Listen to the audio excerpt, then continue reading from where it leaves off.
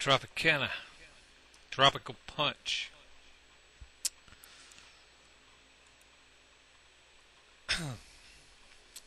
I believe that Revelations was written before 70 AD.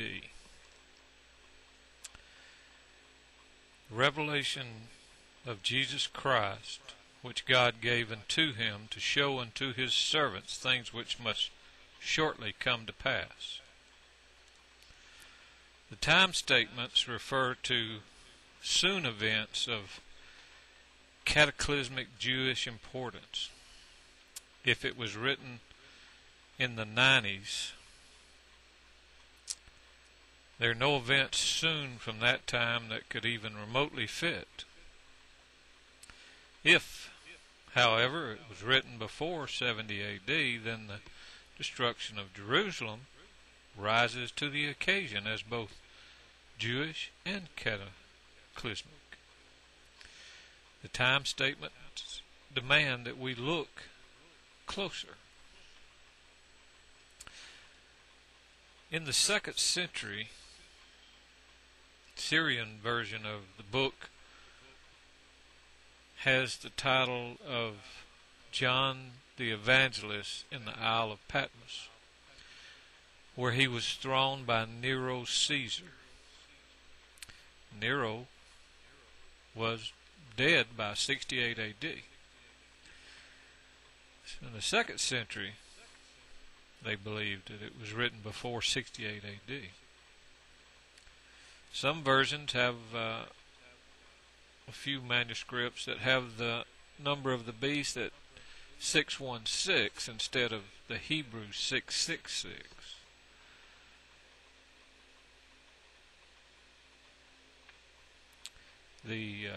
If you're using the gematria, Nero's name would be 616 in the Greek, but in the Hebrew it would be 666. I feel like that's very strong evidence that Nero, really was the one being referred to as the beast,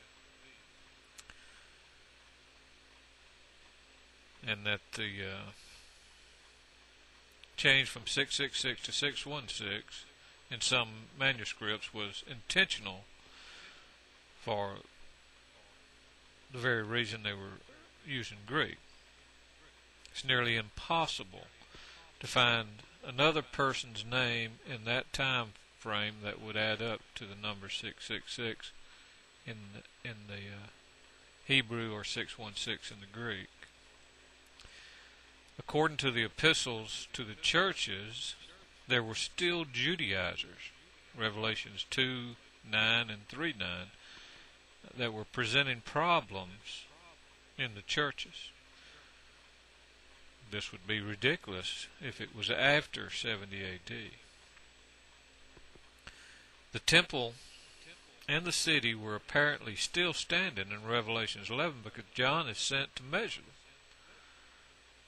It wouldn't be possible if it was after 70 AD because the city and the temple were gone. And if John is referring to some rebuilt temple in the far distant future, and he's writing in 96 AD, then his complete silence about the destruction of the temple in 70 AD is deafening. There were other apostles still around. According to Revelations 2:2, tradition has it that all the apostles were dead before 70 AD, and John was the only original surviving past that time. The sixth king in Revelation 17 is the one that persecutes the saints. The Roman emperors were Julius, Augustus, Tiberius, Caligula, Claudius, and then Nero. Nero was the first and only Roman Caesar of the Julian line to persecute Christians. Nero's death ended that Julian dynasty. The one ruling after him reigned only a short while, and that was Galba. He reigned for 6 months. If the sixth king is indeed Nero, he would be the one that now is, according to the prophecy, and this would date the writing before 68 AD, since Nero supposedly committed suicide. Nero persecuted the Christians for 42 months, just as it's stated in the prophecy. Caesar, Nero's name in Hebrew gematria, adds up to 666. Since this was written about soon events, no other person can be found within the time scope whose name fits the required description. Especially, no one can be found in the soon future of after 96 AD. What purpose would it serve for John to tell the first readers of his prophecy to calculate the number of the name of a beast if he wasn't to be born for another 2,000 years? That would be ridiculous.